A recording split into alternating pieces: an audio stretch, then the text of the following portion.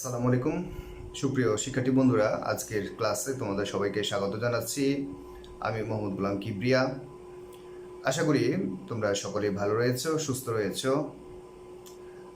বিগত দিনে তোমাদের সাথে বিভিন্ন টপিকস নিয়ে আমার আলোচনা হয়েছে। আজকে তোমাদের সাথে একটা নতুন টপিকস নিয়ে আমি আলোচনা করব। আশা করি সবাই আমার সাথে যুক্ত হবে এবং মনোযোগ সহকারে আলোচনাটি শুনবে। আর তোমাদের যদি কোনো সমস্যা থেকে থাকে তাহলে অবশ্যই তোমরা কমেন্ট বক্সে জানিয়ে দেবে। শিক্ষার্থী বন্ধুরা, মৌলের ধারণা ও রাসায়নিক গণনা এই অধ্যায়ের যোগে মৌলের শতকরা সংযুক্তি নির্ণয় করব আজকে আমরা। এর আগে তোমাদের 3টা ক্লাসে বিভিন্ন টপিকস নিয়ে আলোচনা করেছিলাম। আমাদের আজকের টপিকস হচ্ছে যোগে মৌলের শতকরা সংযুক্তি নির্ণয়। তো এর আগে আমরা জেনে নিব যে আসলে শতকরা সংযুক্তিটা কি। শতকরা সংযুক্তি হচ্ছে কোনো যৌগের 100 গ্রামের মধ্যে কোনো মৌল যত গ্রাম থাকে তাকে ওই মৌলের শতকরা সংযুক্তি বলে। অর্থাৎ কোনো যৌগের 100 গ্রামের মধ্যে কোনো মৌল যত গ্রাম থাকবে সেটাই হচ্ছে তার শতকরা সংযুক্তি, অর্থাৎ শতকরা হিসাব। ঠিক আছে? কোনো একটি যৌগে কোনো একটি মৌলের শতকরা সংযুক্তি নির্ণয়ের একটি সূত্র রয়েছে, যে সূত্রটি প্রয়োগ করে তোমরা সহজেই যে কোনো যৌগের যে কোনো মৌলের শতকরা সংযুক্তি নির্ণয় করতে পারো। সূত্রটি হচ্ছে কোনো যৌগে একটি মৌলের শতকরা সংযুক্তি সমান হচ্ছে মৌলের পারমাণবিক ভর ইন্টু পরমাণু সংখ্যা। অর্থাৎ ওই যৌগটার মধ্যে পরমাণু কয়টা রয়েছে, ওই মৌলের কয়টা পরমাণু রয়েছে সেটা ইন্টু 100 ডিভাইড বাই যৌগের আণবিক ভর। অর্থাৎ এই সূত্রটিকে কাজে লাগিয়ে তোমরা সহজেই একটি যৌগে উপস্থিত কোনো মৌলের শতকরা সংযুক্তি নির্ণয় করতে পারো। তোমাদেরকে এখানে একটা উদাহরণ দেখানো হয়েছে। উদাহরণে দেখো, পানি H2O এর হাইড্রোজেন ও অক্সিজেনের শতকরা সংযুক্তি হিসাব করো। অর্থাৎ পানির ভেতরে হাইড্রোজেন এবং অক্সিজেনের শতকরা সংযুক্তি হিসাব করতে বলা হয়েছে। তাহলে আমাদের প্রথম যে কাজটা হবে সেটি হচ্ছে পানির আণবিক ভর নির্ণয় করা। অর্থাৎ 1 মোল পানির ভর হচ্ছে প্রত্যেকের পারমাণবিক ভরের সমষ্টি দ্বারা আণবিক ভর নির্ণয় করব। যেমন হাইড্রোজেন, তার পারমাণবিক ভর হচ্ছে 1, এখন হাইড্রোজেন রয়েছে 2টা, তাহলে 1 ইন্টু 2 যোগ হচ্ছে 16। অক্সিজেনের পারমাণবিক ভর হচ্ছে 16, তাহলে টোটাল হচ্ছে 18 গ্রাম। তাহলে 1 মোল পানি হচ্ছে 18 গ্রাম, অর্থাৎ পানির আণবিক ভর হচ্ছে 18। তাহলে হাইড্রোজেনের শতকরা সংযুক্তি হবে, এই সূত্র অনুযায়ী যদি তুমি মানটা বসিয়ে দাও তাহলে কিন্তু হয়ে যাবে। অর্থাৎ 1 ইন্টু 2 ইন্টু 100। 1 কেন? 1 হচ্ছে মৌলের পারমাণবিক ভর, তাহলে হাইড্রোজেনের পারমাণবিক ভর হচ্ছে 1 ইন্টু পরমাণু সংখ্যা। পরমাণু সংখ্যা কত? পানিতে হাইড্রোজেন আছে 2টি, এই জন্য এখানে 2 ইন্টু 100 ডিভাইড বাই 18, অর্থাৎ যৌগের আণবিক ভর। তাহলে যৌগের আণবিক ভর কত? 18। তাহলে এটা যদি আমরা ক্যালকুলেশন করি তাহলে 11.11% চলে আসছে। অর্থাৎ হাইড্রোজেন পরমাণু শতকরা সংযুক্তি হচ্ছে 11.11%। তোমরা নিশ্চয়ই বুঝতে পারলে কিভাবে আমরা হাইড্রোজেনের শতকরা সংযুক্তি নির্ণয় করলাম। একই রকমভাবে অক্সিজেন পরমাণু শতকরা সংযুক্তি আমরা এই সূত্র অনুযায়ী যদি মান বসিয়ে দিই, তাহলে মৌলের পারমাণবিক ভর, তাহলে অক্সিজেনের পারমাণবিক ভর হচ্ছে 16 ইন্টু পরমাণু সংখ্যা। যেহেতু এখানে অক্সিজেন একটি রয়েছে তাহলে ইন্টু 1 দেওয়ার দরকার নাই, ইন্টু 100 আমরা দিয়ে দিলাম ডিভাইডেড বাই যৌগের আণবিক ভর হচ্ছে 18 দিয়ে দিলাম। এটা যদি ক্যালকুলেশন করো তাহলে 88.89% এটা উত্তরটা চলে আসে। তার মানে হচ্ছে পানিতে হাইড্রোজেনের শতকরা সংযুক্ত হচ্ছে 11.11% এবং অক্সিজেনের শতকরা সংযুক্ত হচ্ছে 88.89%। কিংবা অন্যভাবে করা যায়, সেটি হচ্ছে যে যেহেতু এই অণুটার মধ্যে দেখো কেবলমাত্র 2টি পরমাণু রয়েছে, একটা হচ্ছে হাইড্রোজেন আর একটা হচ্ছে অক্সিজেন। সেক্ষেত্রে হাইড্রোজেনেরটা যদি তুমি বের করতে পারো তাহলে অক্সিজেনেরটা 100 থেকে বাদ দিয়ে বের করা যায় সহজেই। অর্থাৎ কোনো একটি যৌগের অণুতে যদি কেবলমাত্র 2টি পরমাণু থাকে তাহলে সেক্ষেত্রে একটি পরমাণুর যদি শতকরা সংযুক্তি তুমি নির্ণয় করতে পারো তাহলে অপর পরমাণুর শতকরা সংযুক্তি 100 থেকে বাদ দিলেই বের করা সম্ভব হবে। শিক্ষার্থী বন্ধুরা, সেই হিসাবে অক্সিজেন পরমাণু শতকরা সংযুক্তি হচ্ছে 100 মাইনাস 11.11 এত পার্সেন্ট, তাহলে 88.89%। তাহলে আমরা এভাবেও শতকরা সংযুক্তি নির্ণয় করতে পারি। তাহলে তোমরা বুঝতে পারলে যে আসলে আমরা কোনো যৌগে একটি মৌলের শতকরা সংযুক্তি কিভাবে নির্ণয় করতে পারি। আরেকটি উদাহরণ নিয়ে তোমাদের সাথে আমি আলোচনা করব, যে উদাহরণ আবার দেখাবো যে কিভাবে অন্যান্য মৌলের শতকরা সংযুক্তি নির্ণয় করা যায়। শিক্ষার্থী বন্ধুরা, তোমরা দেখতে পাচ্ছ সমস্যা 2, অর্থাৎ দ্বিতীয় সমস্যাতে সালফ্রিক অ্যাসিড যোগে H2SO4 যোগে হাইড্রোজেন, সালফার, অক্সিজেন 3টা পরমাণু রয়েছে, এদের শতকরা সংযুক্তি হিসাব করতে বলা হচ্ছে। তাহলে আগের মতোই আমরা 1 মোল সালফ্রিক অ্যাসিডের ভর আমরা যদি হিসাব করে নেই, তাহলে এখানে হাইড্রোজেনের আর পারমাণবিক ভর হচ্ছে 1, হাইড্রোজেন আছে 2টি 1:2, যোগ সালফারের পারমাণবিক ভর তোমরা জানো 32, যোগ অক্সিজেন পারমাণবিক ভর 16, এখানে অক্সিজেন আছে 4টা 16x4, অর্থাৎ এইভাবে হিসাব করলে আমরা পাচ্ছি 98 গ্রাম। তাহলে সালফ্রিক অ্যাসিডের 1 মোলের ভর হচ্ছে 98 গ্রাম, অর্থাৎ আণবিক ভর হচ্ছে 98। তাহলে আমরা এই সূত্র অনুসারে, একটু আগে তোমাদের যে সূত্রটা বললাম, এই সূত্র অনুসারে হাইড্রোজেন পরমাণু শতকরা সংযুক্তি, হাইড্রোজেন পরমাণু শতকরা সংযুক্তি হচ্ছে 1:2, যেহেতু হাইড্রোজেন আছে 2টি, তাহলে 1:2 × 100 ডিভাইড বাই 98, কারণ যেহেতু আণবিক ভর হচ্ছে 98। এই হিসাব যদি করি আমরা, তাহলে 2.04% চলে আসে। তাহলে শিক্ষার্থী বন্ধুরা, এইভাবে আমরা হাইড্রোজেন পরমাণু শতকরা সংযুক্তি নির্ণয় করতে পারি। সালফার পরমাণু শতকরা সংযুক্তি নির্ণয়, সালফার পরমাণু শতকরা সংযুক্তি নির্ণয় করতে পারে। সালফার রয়েছে একটা এবং যার পারমাণবিক ভর হচ্ছে 32, তাহলে 32 × 100 ডিভাইড বাই 98 এত পার্সেন্ট, এটা হিসাব করলে 32.65% এই মানটা চলে আসে। তোমরা ক্যালকুলেশন করবা, বাসায় ক্যালকুলেটর দিয়ে ক্যালকুলেশন করে দেখবা মান ঠিক আছে কিনা। এবং একই হিসাবে আমরা অক্সিজেন পরমাণু শতকরা সংযুক্তি যদি হিসাব করি, তাহলে অক্সিজেন পরমাণু শতকরা সংযুক্তি হবে 16x4, অর্থাৎ প্রত্যেকটা অক্সিজেনের পারমাণবিক ভর হচ্ছে 16 এবং অক্সিজেন রয়েছে 4টি, ইন্টু 100 ডিভাইড বাই 98। তাহলে এই হিসাব যদি আমরা করি, তাহলে 65.30%, অর্থাৎ হাইড্রোজেনের শতকরা সংযুক্তি হচ্ছে 2.04%, সালফার পরমাণু শতকরা সংযুক্তি হচ্ছে 32.65% এবং অক্সিজেন পরমাণু শতকরা সংযুক্তি হচ্ছে 65.30%। শিক্ষার্থী বন্ধুরা, এই অ্যান্সার ঠিক আছে কিনা এটা বোঝার জন্য শুদ্ধি পরীক্ষা করতে পারো। সেটা হচ্ছে কি, এই পার্সেন্ট এবং এইটা এবং এইটা, এই 3টা যোগ করবা, যোগ করে যদি 100 হয়ে যায়, তাহলে ধরে নিবা তোমার উত্তর ঠিক আছে। তাহলে এইভাবে তোমরা বিভিন্ন যৌগে উপস্থিত যে মৌলগুলো রয়েছে তাদের শতকরা সংযুক্তি সহজে হিসাব করতে পারো। তোমাদের উদাহরণে যে বইয়ে যে উদাহরণগুলো রয়েছে এগুলো প্রত্যেকটা দেখবা এবং এভাবেই প্র্যাকটিস করবা। শিক্ষার্থী বন্ধুরা, আমরা দ্বিতীয় টপিক্সে চলে আসি। স্থূল সংকেত। স্থূল সংকেতটা আসলে কি? তোমাদের সংকেত সম্পর্কে এর আগে ধারণা দিয়ে হয়েছে। এখন সেই সংকেতের মধ্যেই কোনো যৌগে যে মৌলগুলো উপস্থিত আছে, এখন সেই মৌলগুলোর যদি ক্ষুদ্রতম অনুপাতে প্রকাশ করা হয়, তাহলে যে সংকেত পাবো আমরা, সেই সংকেত হচ্ছে স্থূল সংকেত। এটা সংকেত এইভাবে দেওয়া যায়, যে সংকেত দিয়ে অণুতে বিদ্যমান পরমাণুগুলোর ক্ষুদ্রতম অনুপাত প্রকাশ করা হয় তাকে স্থূল সংকেত বলে। ক্ষুদ্রতম অনুপাত প্রকাশ পাবে এই সংকেতের মাধ্যমে।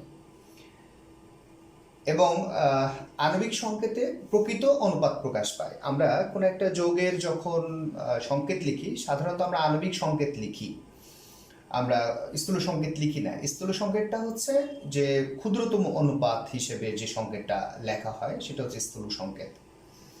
যেমন তোমাদের আমি একটি উদাহরণ দিতে পারি। সাপোজ ধরো H2O2, ঠিক আছে। এখন H2O2 এটা হচ্ছে হাইড্রোজেন পারঅক্সাইড। এখন হাইড্রোজেন পারঅক্সাইডের প্রকৃত অনুপাত হচ্ছে 2:2, এটা হচ্ছে প্রকৃত অনুপাত, অর্থাৎ হাইড্রোজেন 2টা থাকে, অক্সিজেন 2টা থাকে। এই H2O2 এটা হচ্ছে আণবিক সংকেত, কিন্তু আমরা যদি ক্ষুদ্রতম অনুপাত ধরি, অর্থাৎ এখানে হাইড্রোজেন অনুপাত অক্সিজেন 2:2, প্রকৃত অনুপাত হচ্ছে 2:2। কিন্তু যদি ক্ষুদ্রতম হিসাব করি আমরা, তাহলে এখানে মূলত আসলে 1:1, এটা হচ্ছে ক্ষুদ্রতম অনুপাত। এবং 1:1 হিসাবে তখন যে সংকেতটা দাঁড়ায় সেটা হচ্ছে HO, তখন সংকেতটা দাঁড়ায় HO। তাহলে এই ক্ষুদ্রতম অনুপাত দিয়ে যে সংকেতটা পেলাম আমরা, এটাই মূলত হচ্ছে স্থূল সংকেত। তাহলে H2O2 অর্থাৎ হাইড্রোজেন পারঅক্সাইডের আণবিক সংকেত অর্থাৎ প্রকৃত সংকেত হচ্ছে এইটা, আর ক্ষুদ্রতম অনুপাত দিয়ে যে সংকেত পেলাম সেটাকে বলবো আমরা স্থূল সংকেত, এবং সেটা হচ্ছে HO। তাহলে এইভাবে আমরা বিভিন্ন যৌগের স্থূল সংকেত নির্ণয় করতে পারি, এবং স্থূল সংকেতকে একটা নির্দিষ্ট পূর্ণ সংখ্যা দিয়ে গুণ করেই আণবিক সংকেত নির্ণয় করা হয়। অর্থাৎ এটাকে একটা নির্দিষ্ট পূর্ণ সংখ্যা দিয়ে গুণ করবো আমরা। অর্থাৎ নির্দিষ্ট পূর্ণ সংখ্যা কত? নির্দিষ্ট পূর্ণ সংখ্যা হচ্ছে 2 দিয়ে যদি আমরা গুণ করি তাহলে সেক্ষেত্রে আমরা আণবিক সংকেত পেয়ে যাব। এইভাবে আমরা অনেকগুলো যৌগের স্থূল সংকেত নির্ণয় করতে পারি। আবার কিছু কিছু যৌগে দেখা যাচ্ছে স্থূল সংকেত এবং আণবিক সংকেত একই হয়, অর্থাৎ ক্ষুদ্রতম অনুপাত আমরা নির্ণয় করতে পারি না, ওইটাই ক্ষুদ্রতম অনুপাত হিসেবে দাঁড়ায়। সেক্ষেত্রে স্থূল সংকেত আণবিক সংকেত এক হয়ে যায়। শিক্ষার্থী বন্ধুরা, আমরা আণবিক সংকেত যখন পড়াবো তখন স্থূল সংকেত আণবিক সংকেতের মধ্যে তোমাদের পার্থক্যটাও আমি বুঝিয়ে দেবো। এখন আমরা চলে আসি যে আসলে এই স্থূল সংকেতটা আমরা কিভাবে নির্ণয় করতে পারি। একটা যৌগের ক্ষেত্রে স্থূল সংকেত নির্ণয় করার পদ্ধতিটা কি? স্থূল সংকেত নির্ণয় করতে হলে তোমাকে অবশ্যই যৌগের শতকরা সংযুক্তি জানতে হবে। একটু আগে আলোচনা করলাম শতকরা সংযুক্তি কিভাবে নির্ণয় করতে হয়। এখন আমরা এই শতকরা সংযুক্তি থেকে স্থূল সংকেত নির্ণয় করব। শতকরা সংযুক্তি থেকে স্থূল সংকেত নির্ণয়।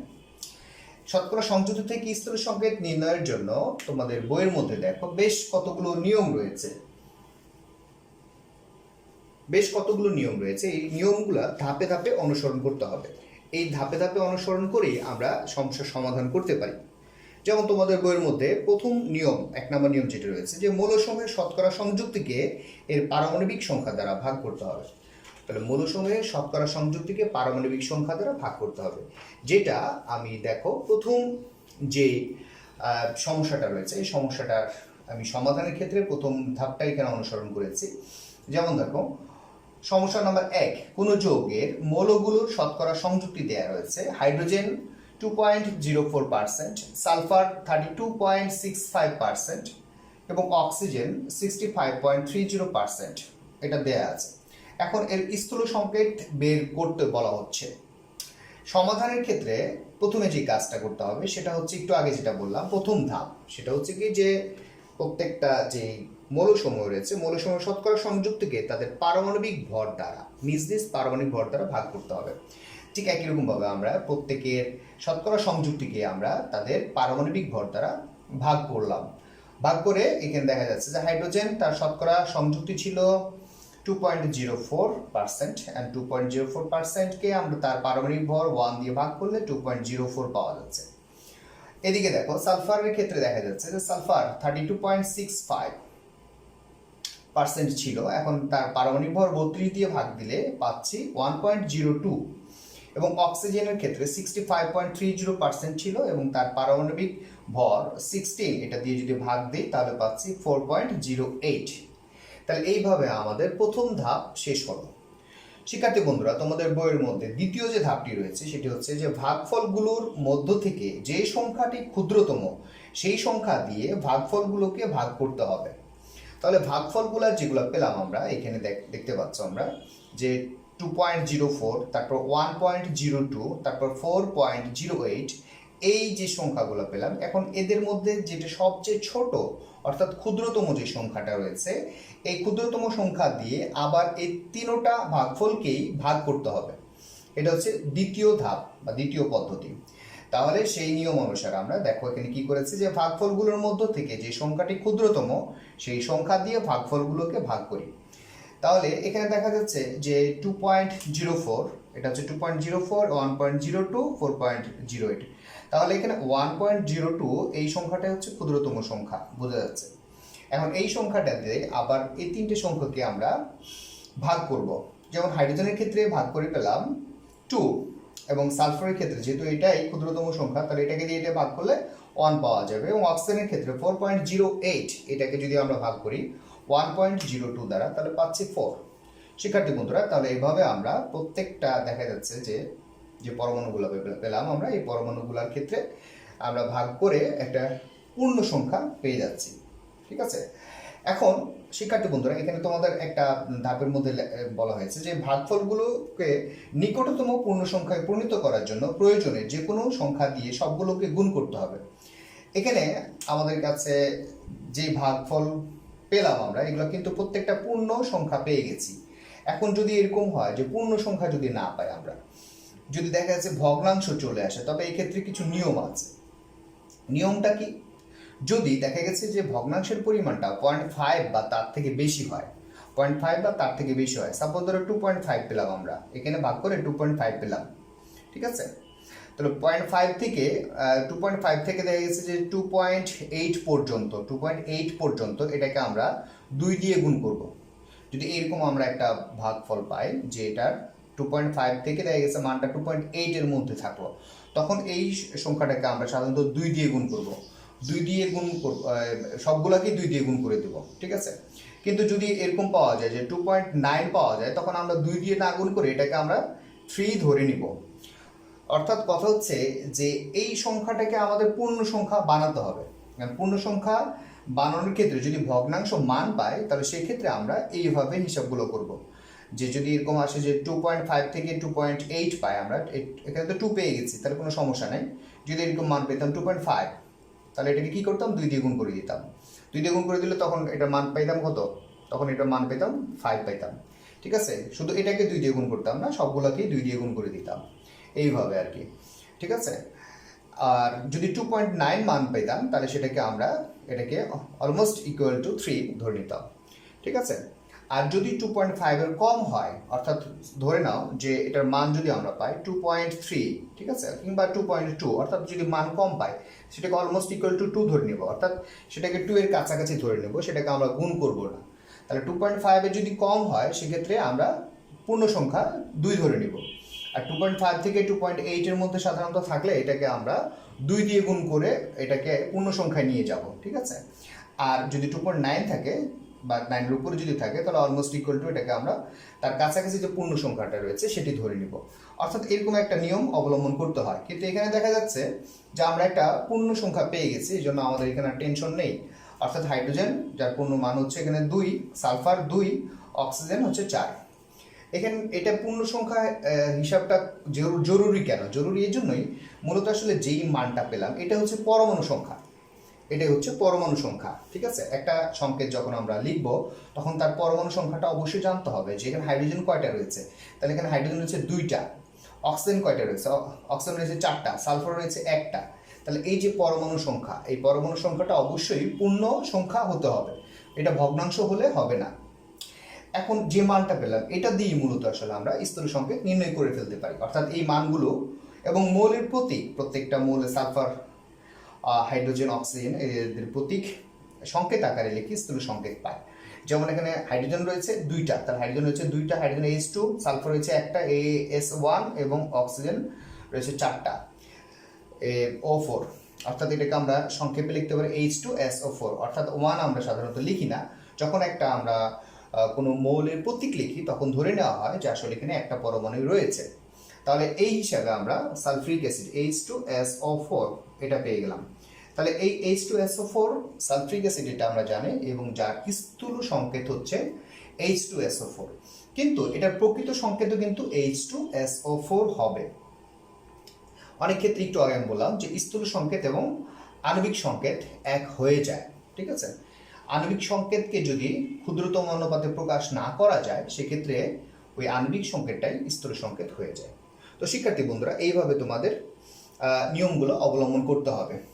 ঠিক আছে, তাহলে এইভাবে তোমরা তোমাদের যে বইয়ের মধ্যে স্থূল সংকেত নির্ণয়ের যে উদাহরণগুলো রয়েছে, এগুলো তোমরা করে ফেলতে পারো খুব সহজেই। শিক্ষার্থী বন্ধুরা, এখন আণবিক সংকেত সম্পর্কে তোমাদের একটু ধারণা দেব। আণবিক সংকেত কি? যে সংকেত দিয়ে অণুতে বিদ্যমান পরমাণুগুলোর প্রকৃত অনুপাত প্রকাশ করা হয় তাকে আণবিক সংকেত বলে। একটু আগে স্থূল সংকেত সম্পর্কে তোমাদের ধারণা দিয়েছিলাম যে অণুতে পরমাণুগুলোর যদি ক্ষুদ্রতম অনুপাত প্রকাশ পায় তাহলে তাদেরকে আমরা স্থূল সংকেত বলবো, আর যদি প্রকৃত অনুপাত প্রকাশ পায় তাহলে সেটাকে আমরা আণবিক সংকেত বলবো। একটু আগে আমরা ধারণা দিয়েছি H2O2 অর্থাৎ হাইড্রোজেন পারঅক্সাইডের ক্ষেত্রে আণবিক সংকেত এবং স্থূল সংকেত দুইটা কিভাবে হয়। শিক্ষার্থী বন্ধুরা, এখন আমি তোমাদের স্থূল সংকেত ও আণবিক সংকেতের মধ্যে কি পার্থক্য রয়েছে, মূল পার্থক্য, চারটি মূল পার্থক্য আমি দেখানোর চেষ্টা করেছি এবং তোমাদের পরীক্ষায় কিন্তু এই স্থূল সংকেত এবং আণবিক সংকেতের পার্থক্যটা আসে, তোমাদের বইয়ের মধ্যে যদিও নাই। তো তোমরা খুব সুন্দর মতো খাতায় এগুলো নোট করবে। তো প্রথমে চলে আসে আমরা স্থূল সংকেত। এক নম্বর হচ্ছে সংজ্ঞা কিন্তু একটু আগে আমি দেখালাম, এর জন্য সংজ্ঞাটা এখানে আর লিখি নাই, সংজ্ঞাটা তোমাকে এভাবে লিখতে হবে, ঠিক আছে? সংজ্ঞাটা তোমরা লিখে নিবে যে স্থূল সংকেত কাকে বলা হয়, যে সংকেত দিয়ে অণুতে বিদ্যমান পরমাণুগুলোর ক্ষুদ্রতম অনুপাত প্রকাশ পায় তাদেরকে স্থূল সংকেত বলে। একই রকম ভাবে আণবিক সংকেত কাকে বলা হয়, যে সংকেত দিয়ে অণুতে বিদ্যমান পরমাণুগুলোর প্রকৃত অনুপাত প্রকাশ পায়। তাহলে শুধুমাত্র ক্ষুদ্রতম এবং প্রকৃত, জাস্ট এই দুইটা শব্দ চেঞ্জ হবে, বাকিগুলো সব ঠিক থাকবে। স্থূল সংকেত এবং আণবিক সংকেত, তাহলে প্রথমে হচ্ছে সংজ্ঞা, এই সংজ্ঞা দুইটা ক্লিয়ার করবে। দ্বিতীয়ত চলে আসি, স্থূল সংকেত শুধুমাত্র যৌগের হয়, স্থূল সংকেত শুধুমাত্রই যৌগের হবে। যেমন ধরো বেঞ্জিন, এটা একটা যৌগ যার স্থূল সংকেত হচ্ছে CH, কিন্তু আণবিক সংকেতের বিষয়টি হচ্ছে কি যে আণবিক সংকেত যৌগ এবং মৌল উভয়ের হতে পারে। যেমন ধরো হাইড্রোজেন, এটা একটা মৌল, কিন্তু এই মৌলের আণবিক সংকেত আমরা লিখতে পারি, সেটা হচ্ছে H2। যদি কেউ বলে যে হাইড্রোজেনের স্থূল সংকেত কত, তাহলে এটা একটা বোকামি হবে, কারণ মৌলের কখনোই স্থূল সংকেত হয় না, মৌলের সবসময় আণবিক সংকেত হয়। এবং পানি, এটা হচ্ছে একটা যৌগ এবং এই পানির আণবিক সংকেত হচ্ছে H2O। তাহলে কি দাঁড়াচ্ছে যে আণবিক সংকেত যৌগ এবং মৌল উভয়ের হতে পারে। শিক্ষার্থী বন্ধুরা, 3 নম্বরে চলে আসো। 3 নম্বর যে পার্থক্যটা রয়েছে যে যৌগের স্থূল সংকেত কোনো কোনো ক্ষেত্রে আণবিক সংকেতের সমান হয়। যৌগের স্থূল সংকেতটা কোনো কোনো ক্ষেত্রে আণবিক সংকেতের সমান হয়ে যাবে। যেমন ধরো পানি, এটার স্থূল সংকেত যা, আণবিক সংকেত তা, অর্থাৎ H2O। একই রকম ভাবে একটু আগে যেটা দেখলাম H2SO4 সালফ্রিক অ্যাসিড, এটা স্থূল সংকেত আণবিক সংকেত কিন্তু একই, ঠিক আছে? তাহলে এরকম অনেকগুলো যৌগের ক্ষেত্রে স্থূল সংকেত আণবিক সংকেতের সমান হয়ে যায়। এবং এখানে 3 নম্বর যেটা বলা হচ্ছে, আণবিক সংকেত স্থূল সংকেতের সমান বা গুণিতক হয়। সমান হতে পারে, একটু আগে যেটা দেখালাম, সমান হতে পারে কিংবা গুণিতক, অর্থাৎ একটা নির্দিষ্ট সংখ্যা দিয়ে যদি আমরা গুণ করি তাহলে যে সংকেতটা দাঁড়াবে সেটা অনেক সময় আণবিক সংকেত হয়ে থাকে। যেমন দেখো বেঞ্জিনের স্থূল সংকেত হচ্ছে CH, বেঞ্জিনের স্থূল সংকেত হচ্ছে CH, কিন্তু এর আণবিক সংকেত হচ্ছে, এটাকে যদি একটা নির্দিষ্ট সংখ্যা দিয়ে আমরা গুণ করি, অর্থাৎ 6 দিয়ে গুণ করে দিই, তাহলে আণবিক সংকেত হচ্ছে C6H6। তাহলে কি দাঁড়াচ্ছে যে আণবিক সংকেত কখনো স্থূল সংকেতের সমান হতে পারে কিংবা এর গুণিতক হবে, একটা নির্দিষ্ট সংখ্যা দিয়ে গুণ করলে যা হয় সেটাই হবে তার আণবিক সংকেত। শিক্ষার্থী বন্ধুরা, তাহলে নিশ্চয়ই তোমরা বুঝতে পারলে 3 নম্বর পয়েন্টটা। 4 নম্বরে চলে আসে আমরা, উপাদান মৌলের শতকরা সংযুতি হতে স্থূল সংকেত নির্ণয় করা যায়। আমরা একটু আগে স্থূল সংকেত নির্ণয় করলাম। স্থূল সংকেত নির্ণয় করার জন্য আমাদের কি প্রয়োজন হলো, আমাদের প্রশ্নে অবশ্যই শতকরা সংযুক্তি দেয়া থাকতে হবে। তাহলে শতকরা সংযুক্তি যদি না দেয়া থাকে তাহলে সেখান থেকে আমরা স্থূল সংকেত নির্ণয় করতে পারবো না। তাহলে সেটাই বলা হচ্ছে এখানে যে উপাদান মৌলের শতকরা সংযুক্তি হতে স্থূল সংকেত নির্ণয় করা যায়। 4 নম্বর পয়েন্টে কি বলা হচ্ছে এখানে, যে যখন আমরা আণবিক সংকেত নির্ণয় করব তখন অবশ্যই শতকরা সংযুক্তি তো জানতেই হবে, কারণ শতকরা সংযুক্তি দিয়ে আমরা স্থূল সংকেত নির্ণয় করব এবং স্থূল সংকেত থেকে পরবর্তীতে আণবিক সংকেত নির্ণয় করার জন্য আণবিক ভর অবশ্যই প্রশ্নে দেয়া থাকতে হবে, অর্থাৎ আণবিক ভর জানতে হবে। অর্থাৎ একটা যৌগের আণবিক সংকেত তুমি যখন নির্ণয় করতে যাবে তখন অবশ্যই ওই যৌগটার আণবিক ভর দেওয়া থাকতে হবে। আণবিক ভর যদি না দিয়ে দেওয়া হয় তাহলে তুমি কখনোই আণবিক সংকেত নির্ণয় করতে পারবে না। আণবিক ভর কিংবা আণবিক ভর অনেক সময় না দিয়ে যদি বাষ্প ঘনত্ব দেওয়া হয় সেক্ষেত্রেও আমরা আণবিক ভর নির্ণয় করতে পারি, কারণ কোনো যৌগের আণবিক ভর হচ্ছে তার বাষ্প ঘনত্বের দ্বিগুণ। অর্থাৎ অনেক ক্ষেত্রে হয় কি যে প্রশ্নে বাষ্প ঘনত্ব দেওয়া হতে পারে, তাহলে বাষ্প ঘনত্ব যদি দেওয়া থাকে তাহলে সেক্ষেত্রে আমরা তাকে 2 দিয়ে গুণ করে দিয়ে তার আণবিক ভর নির্ণয় করতে পারি। তাহলে আমাদের মূল যেটা দরকার সেটা হচ্ছে আণবিক ভর অবশ্যই জানতে হবে। তাহলে আণবিক সংখ্যা নির্ণয়ের ক্ষেত্রে অবশ্যই দুইটা জিনিস দরকার, একটা হচ্ছে শতকরা সংযুক্তি এবং আণবিক ভর, তাহলে উভয় হতেই নির্ণয় করা যায়। শিক্ষার্থী বন্ধুরা, তাহলে এই পার্থক্যগুলো অবশ্যই তোমরা মনে রাখবে এবং এগুলো অত্যন্ত গুরুত্বপূর্ণ পার্থক্য। এবং আমরা পরবর্তীতে এই স্থূল সংকেত তত্ত্বে কীভাবে আণবিক সংকেত নির্ণয় করা যায় সেটা নিয়ে আলোচনা করব। তো শিক্ষার্থী বন্ধুরা, আজকের ক্লাস তোমাদের সাথে আমার এই পর্যন্তই। ঠিক আছে, পরবর্তী ক্লাস দেখার আমন্ত্রণ জানিয়ে আজকের মতো এখানে বিদায় নিচ্ছি। আল্লাহ হাফিজ।